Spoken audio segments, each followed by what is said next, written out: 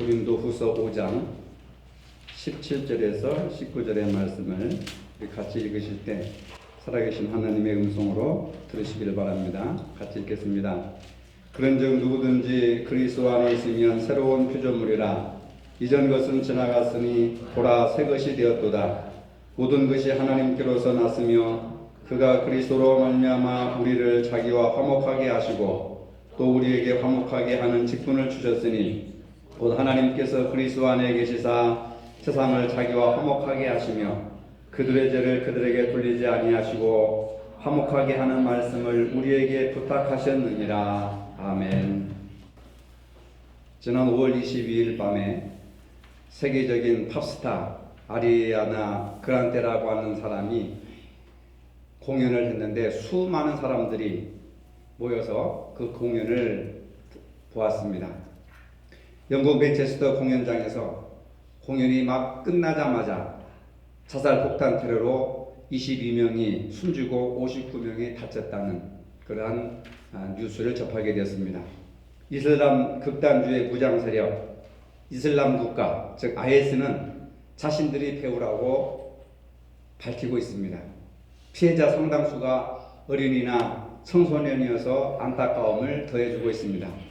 그런가 하면은 5월 23일 IS를 추종하는 극단주의 세력이 필리핀 민다나오 무슬림 자치주인 마라위를 점령하자 필리핀 정부는 남부 민다나오 지역에 60일간 계엄령을 선포했습니다. 우리 외교부는 이 지역에 특별여행주의보를 발행했습니다. 북한에서는 끊임없이 핵미사일을 실험 발사하여서 한반도에 평화를 위협하고 있습니다. 지금 세계 곳곳에서는 이와 마찬가지로 전쟁과 테러가 끊이질 않고 있습니다. 이들은 모두 전쟁과 폭력으로 평화와 행복을 이룰 수 있다고 하는 잘못된 생각을 가지고 있습니다. 강한 것이 힘이고 힘이 진리라고 생각하고 있습니다. 그러나 폭력은 더 큰 폭력을 낳게 됩니다. 결코 전쟁은 평화를 가져올 수가 없습니다. 많은 희생자만 따를 뿐입니다. 인류는 생존하기 위해서 무서운 핵무기를 개발하는데 온 힘을 기울일 뿐만 아니라 그것이 인간에게 평화를 가져온다고 생각하고 있습니다. 이제 우리가 생존하기 위해서 살아남기 위해서는 무서운 무기를 개발하는 데 힘쓸 것이 아니라 인류의 평화와 생존을 위해서 기도하고 힘써야 하는 것입니다. 인류의 평화는 전쟁이 가져다 주는 것이 아닙니다. 강대국이 가져다 주는 것이 아닙니다. 우리 모두가 힘써 지켜야 할 고유한 인류의 가치가 바로 평화, 상생, 공존, 화목, 화평 이러한 성경적인 가치라고 하는 것을 알 수 있습니다. 성경은 전쟁과 무력보다는 평화를 말씀하고 있습니다. 평화, 화평, 화목 모든 같은 뜻을 가진 단어들입니다. 마태복음 5장 9절에는 화평케 하는 자는 복이 있나니 저들이 하나님의 아들이라 일컬음을 받을 것이며 하나님의 아들들은 화평케 하는 삶을 살아야 된다고 성경은 분명하게 말씀하고 있습니다. 이처럼 성경은 전쟁과 폭력이 아닌 화평을 귀중하게 여기고 있고 화평을 만들어가는 사람들, 화평을 위해서 일하는 사람들을 하나님의 자녀라고 말씀하고 있습니다. 성경에 말하는 화평을 간단하게 요약하면 세 가지입니다. 첫째는 하나님과의 화평입니다. 둘째는 우리 마음속의 화평입니다. 그리고 셋째는 형제 간의 화평입니다. 첫째 하나님과의 화평입니다. 로마서 5장 1절에 보니까 그러므로 우리가 믿음으로 의롭다 하심을 얻었은즉 우리 주 예수 그리스도로 말미암아 하나님으로 더불어 화평을 누리자 이런 말씀을 하고 있습니다. 하나님과 우리 사이에 화평을 이루라고 하는 것입니다. 하나님과 우리 사이에 왜 화평이 필요한가? 사람은 죄로 인해서 하나님과 원수가 되었습니다. 하나님께서는 그 원수된 관계를 해결하시고 화평한 관계를 이루시기 위해서 독생성자를 이 땅에 보내주시고 십자가에 우리를 위한 화목제물로 죽으시게 하셨습니다. 누구든지 죄사함을 받고 믿음으로 구원을 얻어서 하나님과 화평할 수 있는 길을 열어주신 것입니다. 오늘 본문 19절에서도 이는 하나님께서 그리스도 안에 계셔서 세상을 화목하게 하시며 저희들의 죄를 저희들에게 돌리지 아니하시고 화목하게 하는 말씀을 우리에게 부탁하셨느니라. 대부분 사람들은 죽을 때 유산을 자신들에게 유산을 남겨줍니다. 그래서 유언을 합니다. 세상 사람들은 땅이나 건물이나 돈을 유산으로 남겨주지만 예수님께서는 우리에게 뭐라고 부탁하셨느냐? 화목하게 하는 말씀을 우리에게 부탁하셨다. 너희들이 이 땅에 살아가면서 화목하게 살아라. 서로 싸우지 말고 전쟁하지 말고 어려운 이웃이 있으면 서로 도와주는 그러한 삶을 살라고 우리에게 부탁을 하셨다는 겁니다. 하나님께서 화평하게 하신 말씀을 우리에게 부탁하셨다. 즉 하나님과 우리 사이의 화평을 이루라고 하는 것입니다. 둘째로 우리 마음속의 화평을 가르쳐 주셨습니다. 오늘 현대인들은 얼마나 마음이 초조하고 불안합니까? 얼마나 많은 스트레스 속에 시달려 살고 있습니까? 많은 사람들이 불면증으로 잠을 못 자고 수면제나 약물이나 술에 의존하지 않고서는 편안한 잠을 잘 수가 없는 그런 사람들이 부지기수입니다. 이러한 우리들에게 은혜와 평강이 너희에게 있을지어다 이렇게 말씀하고 있습니다. 마음속에 진정한 화평이 있으라고 말씀하신 것입니다. 여러분 오늘 교회 나오셨지만 마음속에 진정한 화평이 있습니까? 일주일 동안 살아오셨지만 믿음의 자녀들이라고 하지만 마음속에 화평이 있었습니까? 그러나 주님께서 우리에게 말씀하십니다. 너희에게 은혜와 평강이 너희에게 은혜와 화평이 있을지어다. 모든 지각에 뛰어나는 하나님의 평강이 너희 마음과 생각을 지키시리라. 하나님의 화평한 마음이 우리의 생각과 마음을 지켜주신다고 하는 겁니다. 또 그것뿐만 아니라 평안을 너희에게 끼치노니 곧 나의 평안을 너희에게 주노라. 너희는 마음에 근심도 하지 말고 두려워하지도 말라. 내가 너희에게 평안을 선물로 줄 것이니 근심하거나 두려워하지 말라. 근데 우리는 뭡니까? 무엇을 먹을까? 무엇을 입을까? 무엇을 마실까? 어떻게 하면 돈을 많이 벌어들일까? 이런 것들 때문에 늘 근심도 하고 두려움이 많습니다. 그러나 주님께서는 그런 현대인들에게 평안을 주시노니 평안을 너희에게 끼치노니 곧 주님께 있는 평안을 너희에게 선물로 주노라. 그렇기 때문에 세상 일로 인하여서 근심도 하지 말고 두려워하지도 말아라 그 말입니다. 예수를 온전히 믿으면 우리 마음속에 은혜와 평강이 찾아온다는 겁니다. 세 번째로 형제간의 화평입니다. 우리가 잊지 않고 기억해야 될 것은 마태복음 5장 23절의 말씀인데 예물을 제단에 드리다가 거기서 내 형제에게 원망 들을 만한 일이 있음이 생각나거든 제물을 제단에 두고 먼저 가서 형제와 화목하고 그 후에 와서 예물을 드리라. 우리는 자꾸 이 말씀은 있습니다. 형제와 관계가 어떻든 간에 하나님 앞에 예물 드리는 것이 소중하다고 생각을 하여서 하나님과의 관계만 생각하는 사람들이 많이 있습니다. 그런데 마태복음 5장 23절에는 예물을 드리는 것도 중요하지만 그러나 형제에게 원망 들을 만한 일이 있거든 형제와 불안한 일이 있거든 불화한 일이 있거든 형제와 온전한 관계가 이루어지지 못하고 있거든 예물 드리는 것을 중단하고 먼저 가서 형제와 화목하고 그 후에 와서 예물을 드려라. 하나님이 기뻐 받아주시는 예배의 우선순위는 뭐냐면 바로 형제와 화목하게 한 다음에 그리고 나서 하나님께 예물을 드리는 것을 하나님이 받아주신다고 하는 겁니다. 하나님께 예물 드림도 중요하지만 예배 드리는 것도 중요하지만 형제와 불화한 상태에서 예물을 드림보다 화해하고 나서 예물을 드려라 이렇게 말하고 있는 겁니다. 인간과 불화한 가운데 있으면서 하나님과 화목할 수 없다고 하는 겁니다. 근데 우리는 우리 식대로 인간과 관계, 이웃과의 관계가 어떠하든 간에 하나님과의 관계만 화목하면 된다 이렇게 생각을 하는 거예요. 근데 오늘 본문은 인간과 불화한 가운데 있으면서 하나님과 절대로 화목할 수가 없다. 그만큼 우리 이웃과의 화평이 중요하다는 것을 말씀하고 있습니다. 그런데 우리에게 그처럼 소중한 화평은 그냥 주어지는 것이 아닙니다. 화평은 하나님의 아들들인 우리가 만들어 가야 하는 겁니다.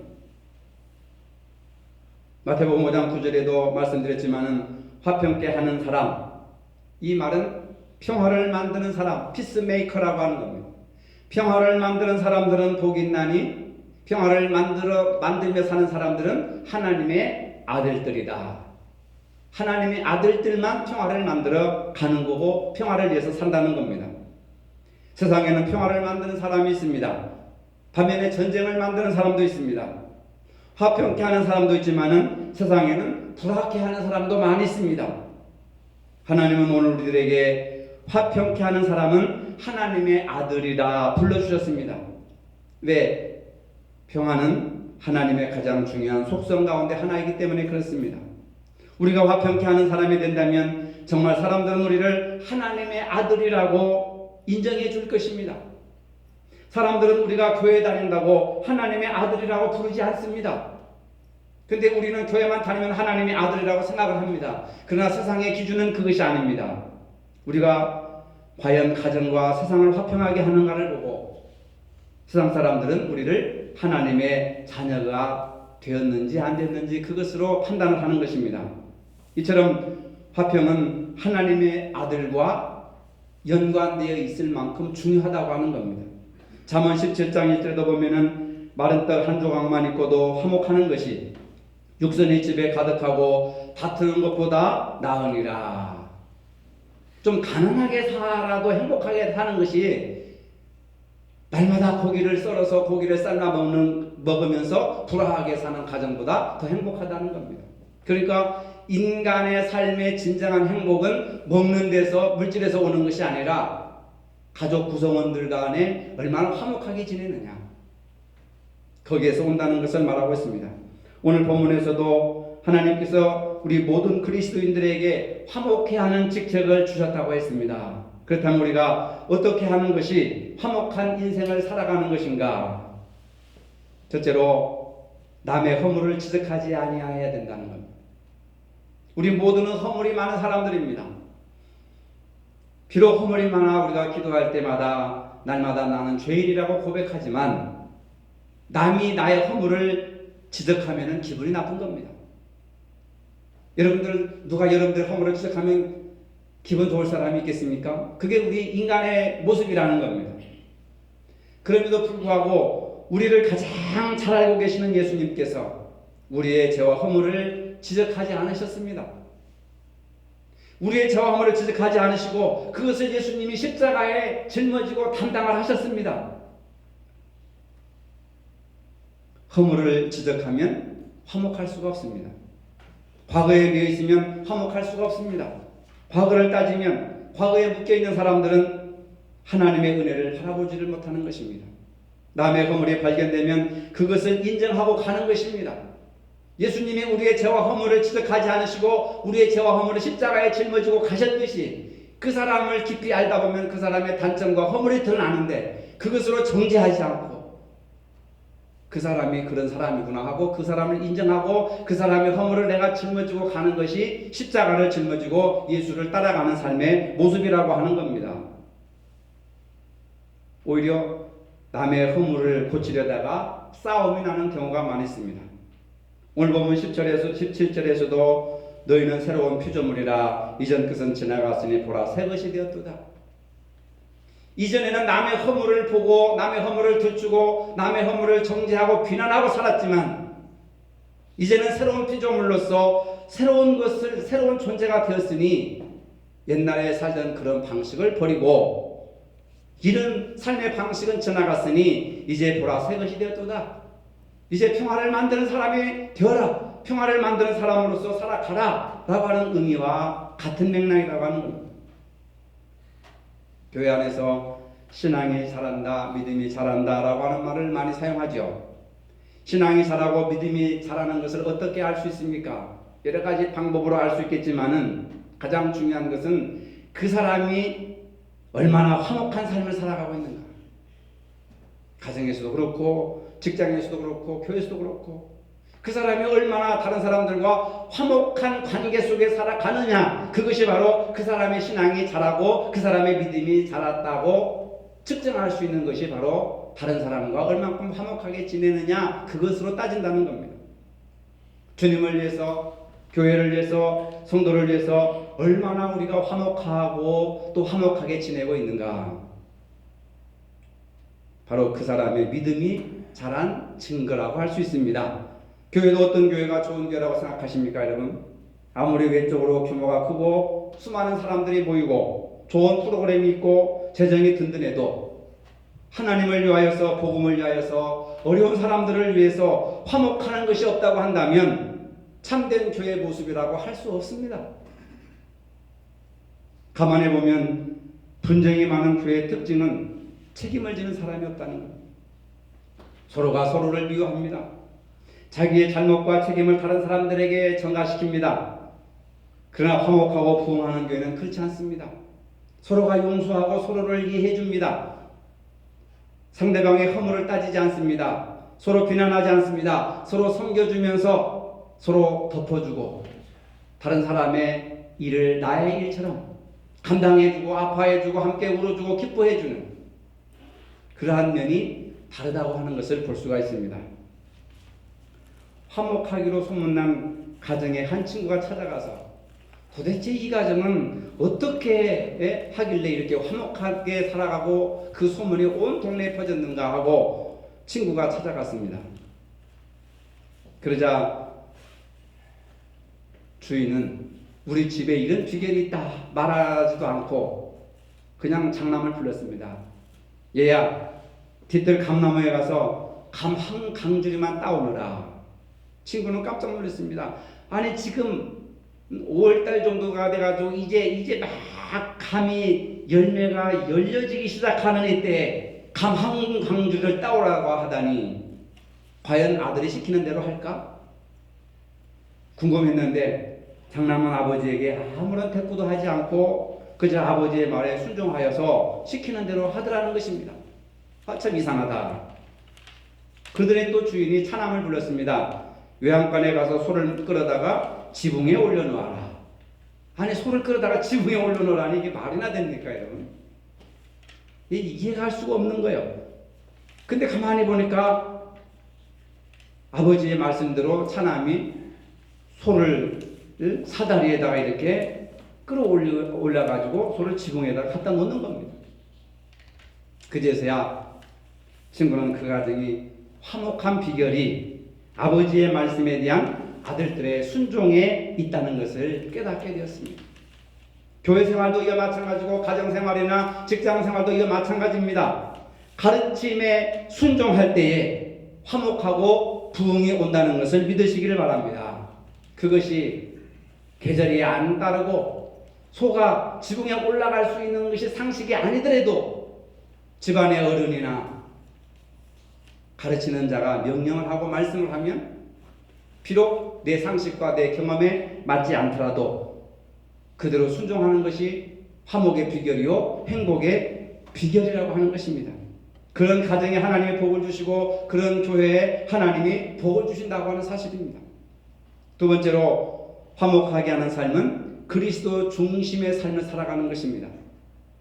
예수 믿는 사람들은 예수 중심으로 살겠다고 결심한 사람들입니다. 우리가 예수님 중심으로 생각하고 예수님 중심으로 행동하고 예수님 중심으로 살아갈 때에 진정한 화목이 이루어진다고 하는 겁니다. 다니엘 학습법의 저자 김동환 목사님의 간증이 유튜브에 또는 인터넷에 굉장히 많이 유포되고 있고 청소년 수련회나 목회자 수련회 때 이 목사님이 나와서 간증을 많이 합니다. 목사님의 가정이 오늘처럼 이렇게 행복하게 살지는 않았다고 하는 것입니다. 근데 오늘 이렇게 행복하게 된 것은 어머니의 기도 때문이었다고 간증하고 있습니다. 이 목사님의 가정은 힘들고 문제투성의 가정이었습니다. 어머니는 불치의 병에 걸려서 언제 죽을지 모르고 아버지는 알코올 중독자였고 온 가족의 가난하여서 단칸방에 살고 있었다는 겁니다. 누이와 자기와 동생은 하루하루 소망 없이 비참한 인생을 살아가고 있었다는 것입니다. 그런데 그 어머니께서 매일 새벽마다 교회 가서 하나님 앞에 간절한 마음으로 기도했으며 어느 날 기도하는 중에 불치의 병이 낫게 되었습니다. 어머니는 새벽 기도회를 다녀와서 그것으로 끝나지 않고 자식들이 잠들고 있는 그 방에 가서 자식들에서 또 기도하는 겁니다. 큰아들은 영적 생명을 구원하는 목사가 되게 해주시고 딸은 하나님의 영광을 드리는 음악가가 되게 하시고 작은 아들은 많은 사람들의 병을 치료하는 의사가 되게 하여 주옵소서. 날마다 하루도 안 빼놓고 새벽 예배 갔다 와서 집에서 또 그렇게 기도를 하는 겁니다. 이러한 기도를 날마다 하다 보니까 마침내 알코올 중독자였던 아버지가 서서히 변하기 시작합니다. 아버지가 변하면서 가정이 화목하게 되고 가정경제도 조금씩 나아지게 됐다는 것입니다. 그리고 어머니의 기도대로 김동환 목사는 2000년 서울대학교를 수석으로 졸업했습니다. 그리고 신학교에 들어가서 목사가 되었습니다. 누이는 어머니의 기도대로 피아니스트가 되었고 동생은 훌륭한 의사가 되었습니다. 주님을 바라보고 주님을 의지하고 기도했더니 가정이 화목하고 행복한 가정이 되었다고 간증하고 있습니다. 주님이 우리의 삶의 모델이 된다는 것을 믿으시기를 바랍니다. 성경은 행복한 인생의 안내서입니다. 주님 중심으로 살면 주님의 복을 주십니다. 어떠한 문제도 주님이 해결해 주십니다. 자녀들의 앞길이 열립니다. 불치병에 치료받습니다. 가정이 행복합니다. 지금도 여러분들이 김동환 목사 또는 다니엘 하스법 인터넷 치면은 이 유튜브 간증 동영상이 수십 개 올라와 있습니다. 여러분, 화목한 것이 행복입니다. 가정도 화목하고 교회도 화목해야 됩니다. 화목하지 못하고 분쟁한다면 평화도 없고 행복도 없고 부흥도 찾아볼 수가 없습니다. 은혜가 없습니다. 화목한 가정이 복이고 화목한 교회가 부흥된다는 것을 믿으시길 바랍니다. 로마서 12장 18절에 보면은 할 수 있거든 너희는 서로 모든 사람과 더불어 화목하라. 그때 왜 우리가 이런 화목의 진리의 말씀을 가지고 있으면서 하나님과 화목하지 못하고 마음이 화목하지 못하고 형제 간에 화목하지 못하느냐면 내 욕심과 내 고집과 내 자존심 때문에 그런 거예요. 근데 주님께서 바울을 통하여서 할 수 있거든 가능하거든 너희는 서로 모든 사람과 자기와 친한 사람들과 화해하고 화목하게 지내는 것이 아니라 모든 사람과 모든 사람에게는 다 들어있는 거예요. 미운 사람, 싫은 사람, 보기 싫은 사람, 원수 갚고 싶은 사람 다 들어있는 겁니다. 모든 사람과 더불어 화목하게 지내라. 내가 가는 곳, 내가 있는 곳이 화목해야 됩니다. 우리가 진정 하나님의 아들이라고 한다면 내가 있는 가정과 교회와 직장이 화목한 환경으로 바뀌어야 되고 그 화목한 환경을 만들어가는 것이 하나님의 아들들의 가장 중요한 행동이라고 하는 겁니다. 우리나라 민요 중에 아리랑이라는 노래가 있죠. 누구나 부르면 가슴이 뭉클합니다. 아리랑 아리랑 아라리요 아리랑 고개로 넘어간다. 여기까지는 가슴이 뭉클합니다. 그런데 그 다음 가사가 나를 버리고 가시는 님은 십리도 못 가서 발병이 난다. 나를 버리고 가시는 당신은 십리도 못 가서 발병이 나서 죽고 넘어져 다쳐라 하는 말입니다. 나를 버린 당신 어디 잘되나 두고 보자라고 하는 무서운 마음에 들어있는 겁니다. 일종의 저주가 담겨있는 시라고 할 수 있습니다. 당장은 나를 배신하고 나를 버리고 떠나는 당신에게 복수는 할 수 없어도 어디 잘되나 두고 보자 라고 하는 무서운 마음이 도사리고 있습니다. 그래서 힘이 없어 보복을 못하는 대신에 노래로라도 저주를 하는 것입니다. 이러한 전통을 가진 민족이기 때문에 지구상에서 유일하게 분단국가로 남아서 남북이 서로 총구리를 겨누고 싸우고 있습니다. 어디 잘되나 두고 보자. 어디 두고 보자. 이를 갈면서 저주를 하고 있는 겁니다. 이것은 예수님의 정신도 아니고 예수님이 가르쳐 주신 교훈도 아닙니다. 예수 믿는 사람들이 절대로 가져서는 안 되는 마음, 남이 잘 되는 것을 싫어하는 마음입니다. 어디 두고 보자. 잘되나 두고 보자. 그런 마음이 있으면 절대로 화목할 수가 없습니다. 반면에 예수님의 정신과 가장 잘 부합되는 것은 김소월님의 진달래꽃이라고 하는 시에 잘 나타나 있습니다. 나보기가 엿구어 가실 때는 말없이 고이 보내드리오리다. 영변의 약산 진달래꽃 아름 따라 가시들길에 뿌려드리오리다. 가시는 걸음걸음 놓인 그 꽃을 사뿐히 지려밟고 가시옵소서. 나를 배신하고 떠나는 그 임을 저주하는 것이 아니라, 신이도 못 가서 발병이 나서 다리가 부러지고 죽어라 하는 것이 아니고, 오히려 진달래꽃을 꺾어다가 가는 길에 깔아주어서 밟고 가게 하겠다는 것입니다. 내가 싫어 나를 떠나는 님이 가는 길을 축복해 주겠다고 하는 말입니다. 예수님께서도 원수가 오른편 빤을 치거든 왼편도 돌려대라. 오리를 가자고 하는 자에게 심려를 가져라. 속옷을 갖고자 하는 자에게 겉옷까지도 줘라 하는 말이, 가시는 걸음걸음 놓인 그 꽃을 사뿐히 지려밟고 가시옵소서 라고 하는 말과 일맥상통하는 것입니다. 남을 용서하고 이해하는 마음, 이것이 바로 우리 주님의 마음이고, 화목이라고 하는 것이 바로 여기서부터 시작된다고 하는 겁니다. 세 번째, 화목하는 삶은 너그러운 마음으로 사는 것입니다. 인간관계에서 분쟁은 대부분 서운한 마음에서 비롯되는 것입니다. 자기가 어떤 기준을 정해놓았는데 그 기준을 상대방이 채워주지 못하면 서운한 마음이 드는 거예요. 그래서 마음이 다치게 되는 겁니다. 마음이 너그럽지 못하면 매사에 서운한 법입니다. 왜? 다른 사람의 자신을 헐뜯고 공격한다고 생각을 하기 때문에 그렇습니다. 그래서 늘 마음이 불편합니다. 최근에 삼국지를 읽다가 이런 고사성어를 발견하게 되었습니다. 절영쥐해라. 굉장히 어려운 단어입니다. 절영쥐해. 각근염 끈을 쩔자. 각근을 끊고 노는 잔치에서 유래한 말입니다. 이 고사성어가 이루어진 데는 다음과 같은 일화가 있습니다. 초장왕이라고 하는 사람이 자기가 가장 신이 많은 장수들과 이렇게 잔치를 벌였습니다. 근데 한참 잔치를 이렇게 하는 중에 갑자기 바람이 불어와가지고 방 안에 불이 일시 다 꺼져버렸습니다. 그 틈을 타서 장웅이라고 하는 장수가 왕이 가장 아끼는 애첩의 입술을 범했습니다. 그 순간 이 애첩은 지혜가 떠올라가지고 자기의 입술을 덮친 그 장웅이라고 하는 그 장수의 각근을 뜯어버렸습니다. 그리고 왕에게 어떤 놈이 내 입술을 훔쳤고 내가 그 사람의 각근을 가지고 있습니다. 발각되면 모가지를 잘라버리십시오. 이렇게 애첩이 이야기를 합니다. 이제 그 장웅은 그 자리에서 목이 날아갈 판이었습니다. 그러나 왕은 그 소리를 듣고 가만히 있다가 신하들에게 말합니다. 불을 켜지 말아라. 그리고 여기에 있는 모든 장수들은 각근을 모두 떼어서 던져버려라.